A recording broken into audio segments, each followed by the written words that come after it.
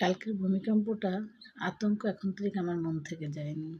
এরকম ভূমিকম্প আমি আগে কখনো দেখিনি বলেই মনে হয় এমন হচ্ছে।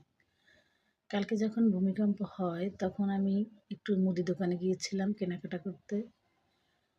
তো বাসায় শুধু ছিল আমার মা, আমার ছোট ভাই, আমার বাবা। আর আমার ২ ছেলেই খেলতে গেছে। ছেলের বাবাও একটা কাজে গেছে। তো আমাদের যে কয়জন লোক সব ছড়ানো ছিটানো ছিল বোধহয়। আমার আতঙ্কটা আরো বেশি ছিল। সাথে মোবাইলও ছিল না যে কেউ কাছে ফোন দিয়ে খবর নিব তারা কেমন আছিল। তো বাসায় এসে আলহামদুলিল্লাহ আমার বাবা-মা, ভাই তারা ভালো আছিল দেখে মনটা একটু হলো। কিন্তু পরক্ষণেই মনে হলো যে আমার বাকি সদস্যরা কেমন আছে। তো সবাইকে ফোন দিয়ে খোঁজখবর নিলাম। আলহামদুলিল্লাহ সবাই ভালো আছে। কিন্তু বেশি খারাপ লাগলো তার কিছুক্ষণ পর যখন নিউজগুলা শুরু হলো।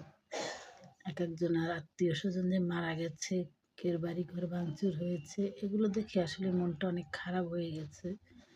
যে আমরা মৃত্যুর কত কাছাকাছি থেকে বেঁচে ফিরেছি, তারপরও আমাদের কোনো হেলদোল নেই।